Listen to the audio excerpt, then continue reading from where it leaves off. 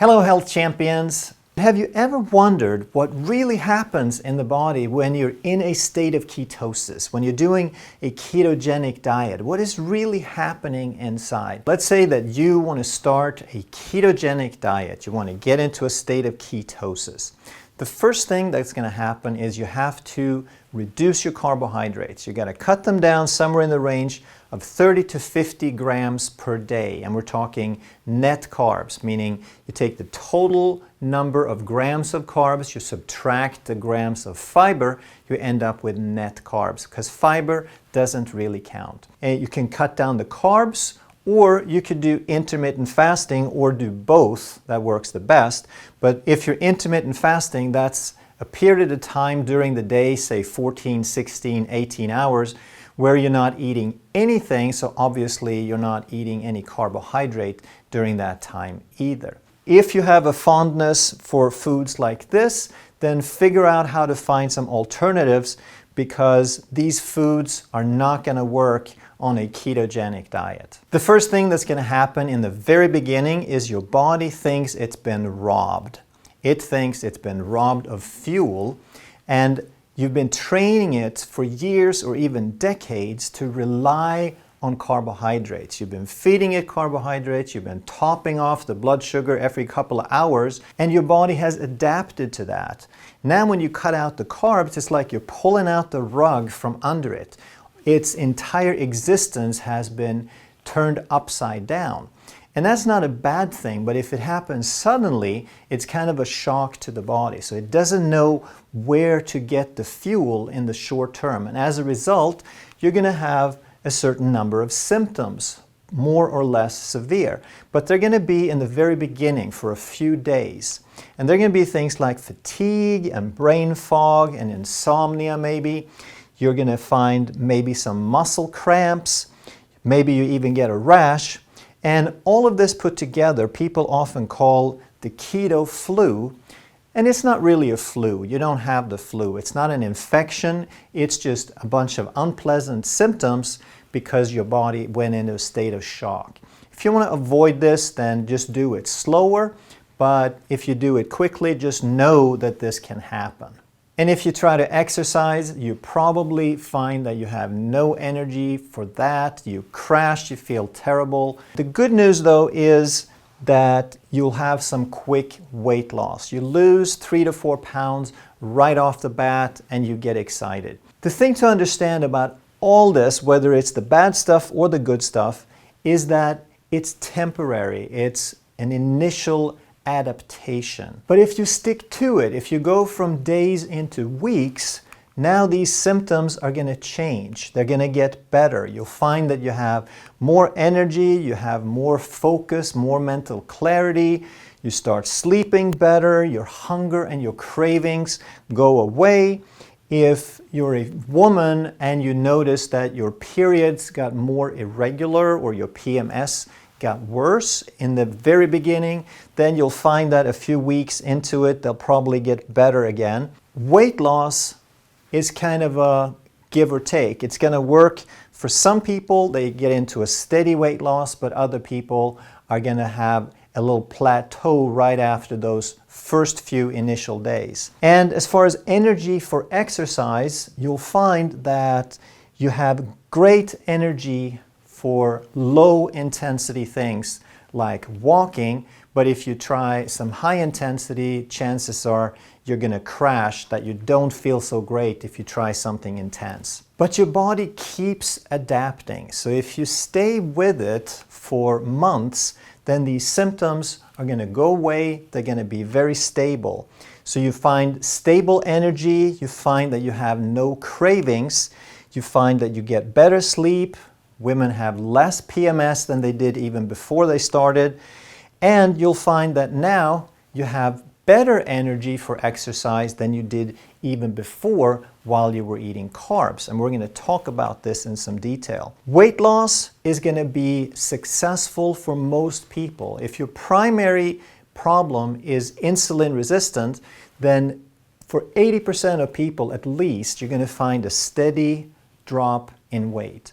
Some people are still going to have some stubborn weight, and these are people who who have multiple issues. On top of insulin resistance, they probably have some leaky gut, some autoimmunity, multiple allergies, hypothyroid, inflammation, etc. So those are some of the symptoms that you can experience at first and how they probably will go away. But what is it actually that's happening inside the body that's responsible for those symptoms? Once you understand that, then you feel much more comfortable with this whole process. So the early changes in the first few days is that you're going to have some glycogen stores. Glycogen is the body's way of storing carbohydrate. We break down carbohydrate to glucose, then we reassemble it into glycogen, which can quickly be broken down back into glucose. And your body can store about 1 pound of glycogen, right? That's about 1 to 1.5 days worth of carbohydrate. But what you have to realize is that glycogen also binds water. That's why it's not a very efficient form of energy storage. That's why the body prefers to store fat long term. It stores a little bit of glycogen short term, but it's inefficient because for every pound of glycogen that you store, it also is like a sponge. It pulls about 3 to 4 pounds of water with it. And as you're burning through the glycogen, as you're using that up, this water is released and you go to the bathroom all the time for the first 2 days, and whoop-de-doo, you find that you lost about 4 to 5 pounds in the first 2 to 3 days, and you're ecstatic. And it feels good, you look at the scale, but realize that this is just water. And it's a good start, but it's temporary unless you stick to this and switch into fat burning. And when you start eating less carbohydrates, there is less reason for the body to make insulin. And that's going to be good for blood sugar and insulin resistance long term, but short term, insulin promotes sodium and mineral retention. So as insulin goes down, before your body has adapted, you're going to lose some minerals, and where minerals go, water goes. So you lose a little bit more water, but primarily the effect here is with the minerals, where you're going to notice some muscle cramps. That in the first few days, your muscles cramp up more, but what you got to do is you got to keep up on fluids, and you have to keep up on the sodium and some potassium, magnesium, and so on. As carbohydrates and glucose become scarce in the body, blood glucose goes down, the body tries to compensate with cortisol. So for a short time, there can be some instability in blood glucose and some extra cortisol. And when this happens at night before you're fat adapted, you'll probably find that your sleep is a little bit disturbed right in the beginning as well. But the biggest priority of all is to make sure that the brain has enough fuel to function. So for the first couple of days, as glycogen drops, as blood glucose drops, the body tries to compensate with cortisol. The cortisol promotes gluconeogenesis. And at first, it tries to make glucose from protein because that's the first thing available before we start burning fat. And it's going to have some amino acids in an amino acid pool. It's going to break down some tissues and maybe even a little muscle for the first day or two. But this is very short term because in a couple of days, the body is going to become fat adapted. It's going to upregulate fat burning, lipolysis, and part of the fat is called glycerol. The fat is stored as triglycerides. So as fat is burned, glycerol is liberated. The body can use that glycerol to make more glucose, and it stops relying on protein almost entirely. It's going to have some protein available because as we lose weight, we're going to break down some skin and there's going to be some dead cells and so forth that we can recycle as protein. But we're not going to have to waste muscle to do it. And then, of course, the biggest change of all is that once we get into a state of ketosis as a result of our ketogenic diet, then the brain can run as much as 75% on ketones as an alternative fuel. And why is that important? Because if you're carb dependent, if you've only fed your body primarily carbohydrates, then it's dependent on that and maybe or probably insulin resistant. Now, even if you have a lot of glucose available, the brain can still be starving because the brain is also insulin resistant. And even though there's a ton of glucose circling around, it can't get into the brain. Ketones don't have that problem. So as you shift to ketone metabolism, you just provided your brain a whole bunch of extra fuel that's not dependent on insulin. And this is why a lot of people start feeling better. They get more energy, they have more clarity as soon as they have a few ketones kick in. Next, I want to talk about acetyl-CoA. And don't worry about the name, all right? We're going to make a lot of sense of this. It's going to look a little technical, but you're going to get so much out of it. I'm really excited here. Acetyl-CoA is a metabolic intermediary. It's a middle step in making energy in the body.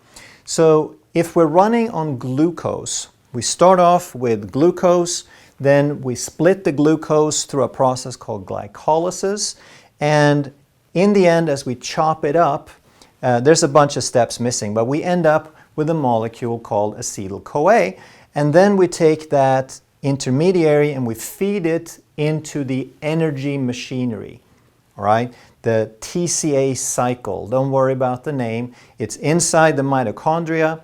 95% of the energy in the body is made in the presence of oxygen through oxidation, and the fuel for that energy machine is called acetyl-CoA. And not only glucose can become acetyl-CoA, but all the fuel is acetyl-CoA as an intermediary, or the vast majority. So when we eat fat, then we start breaking down the fat molecule. We chop it up in little pieces through a process called beta oxidation. Different enzymes, but the same idea. And we end up with acetyl-CoA that we can feed into the energy machine. So this will explain why you can make fat from glucose but not vice versa. Because glucose to acetyl-CoA, the arrow only goes one way. It's irreversible. Once we break that glucose, it's not coming back the other way. And this is how glucose can become fat, but fat cannot become glucose again. And this is why the body makes ketones, because the body can use the glucose, but it can't use the fat. It can't break down fat into acetyl-CoA. So we need another intermediary. We need another mechanism, and this is where ketones come in. So again, it's about acetyl-CoA. The body takes now the acetyl-CoA from fat, from other tissues than brain, and it puts it together into ketones. And then it can take the ketones apart again into acetyl-CoA and make energy. And I wanted to demystify this to show you that the fuels are not that different. They're just different tissues can use them at different times. So it just packages the fuels differently so it can use them at the appropriate time. So many times you hear that carbohydrates is the preferred fuel, or fat is the preferred fuel, or this and that. But carbohydrates are only the preferred fuel if that's primarily what you give the body. The body is going to get used to it. It's going to adapt to using whatever you give it. If you gave the body nothing but alcohol, that becomes the preferred fuel. All right? It's not a good idea. Okay? Don't say that I heard it from Dr. Ekberg. Okay? Don't use alcohol as the only fuel. But the point is, if you give it fat only, it uses fat only. If you give it carbs only, it uses carbs only. The difference is fat is a stable fuel, glucose is an unstable fuel, and it messes with your metabolism, with your metabolic machinery over time. That's why a low-carb diet provides stability. It's a stable environment for the brain in the long run. But if you stay with this for months, now you have metabolic flexibility. You have flex fuel. You can shift from one fuel to the other and not miss a beat. Over time, as insulin is low, your insulin resistance goes down and your body shifts from a predominance of storing, from a tendency to store food into using food. You start rebuilding, you start healing your metabolism. As you become more insulin sensitive, you start breaking down more fat. You're promoting the usage, so you're breaking down fat through lipolysis. And another interesting thing is that your leptin starts working again. Leptin is a satiety hormone. When you eat food, leptin is released and it tells your body you're full. But when you're very insulin resistant, the leptin doesn't work. So you eat, your body releases leptin, but you keep eating anyway because you're leptin resistant. When insulin resistance dropped, now leptin starts working. So guess what? You get full. You have no hunger. As your body repairs and finds its balance, you can go for a long period of time and have no hunger. Of course, one of the major benefits of reducing insulin resistance is that you reduce metabolic syndrome. So your cholesterol imbalance goes away, your high blood pressure goes down, your type 2 diabetes reverses. Everything related to metabolic syndrome goes down because it is about insulin resistance. Now, next is a question that so many people have. What about exercise? Don't I need carbohydrate to exercise? Because they've been told that you can do some aerobic long distance exercise on fat, but you need carbohydrates for high intensity exercise. So both of those are true. Now let's clarify how all that works. Because what you're going to find is that you'll actually have months into this, you'll have more energy for both endurance and short burst activity. Here's a huge misconception about glycogen. We hear so often that you start off with a full glycogen store, and then as you go low carb, then your body is going to burn the glycogen because you're not eating anything, and it's going to go straight down to zero. And here's what they say. You're not going to make ketones, you're not going to burn fat until your glycogen is depleted, right? That's not how it works. Glycogen is a backup fuel. It's an emergency fuel. If you get chased by a wild animal, then there's going to be a short burst of activity. As you sprint away or as you climb a tree, there's going to be a need for more short-term energy than you can burn through fat oxidation. So in order for you to survive, you can't have zero glycogen. The body is not going to let that happen. The only time you may have seen zero glycogen is called a bonking. When someone is a long endurance athlete, like a marathon runner or a triathlete, and they're many, many hours into the event, and they just totally crash. When they just fall apart to the point where they can barely stand up. That is when you have zero glycogen. But that's hours into a race. Your body is not going to let that happen voluntarily. So here is what happens more likely, is that in the beginning it's almost a straight line, but as the body senses that we're starting to run out of this emergency fuel, then it's going to switch to fat metabolism, and it's going to start saving up on the little glucose that we have. So even on a carnivore, even on a very low carb diet, the body is going to start saving, and as the weeks turn into months, it's going to replenish this glycogen store, especially in athletes. If you use glycogen on a regular basis, the body is going to make sure that it has enough. And they found in recent studies, I'll probably do a video on that, you can let me know if you'd like to know more, that they looked at ultra marathoners, people who run more than one marathon at a time, and they compared a group of high carb and they compared a group of low carb, and they found that they had the same amount of glycogen before and after their activity, that they were very, very similar in behavior. Here was the main difference though. The high carb athletes are not going to be as good at utilizing fat. The low carb athletes had a more than twice as high peak burning of fat as the high carb.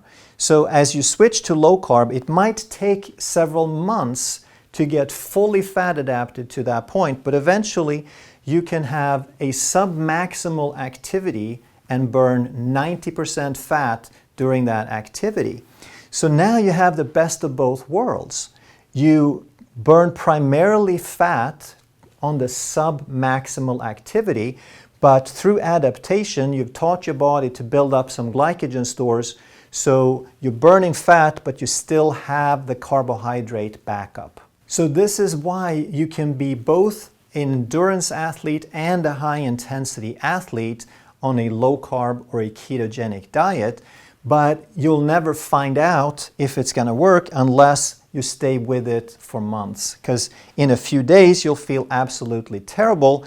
A few weeks into it, you'll probably still won't have that burst performance, but months into it, you're going to have the best of both worlds. So I really hope that you're starting to see how smart the body is, that there's nothing random about this, that the production of ketones, ketogenesis, is very highly regulated. Oftentimes they'll say flippantly that, oh, ketogenesis is simply a byproduct of fat. When you burn a bunch of fat, then ketones result. That's not how it is. The body makes it on purpose. A bear, for example, goes through maybe 100 or more pounds of fat in a 6-month hibernation and still makes virtually no ketones because they have the fuel supplied to the brain just from burning the fat. They have enough glycerol to make glucose because the brain is relatively small.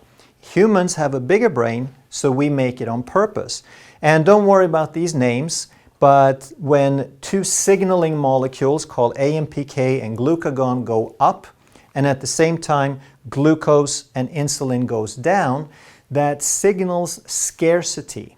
And that gives the body a reason to make ketones. And now if we're burning a lot of fat, then we're chopping up those fat molecules into acetyl-CoA and we reassemble them into ketones. But again, this is on purpose. And the reason is to provide more fuel for the brain because we have a huge brain in relation to the body size. And what's exciting is that recent research is showing us, as well as people's experiences, but it's showing us that this is not just a survival mechanism, but that the ketones in many ways is a superior fuel, especially if you're insulin resistant. Now you have a fuel for the brain that doesn't require insulin to get in there.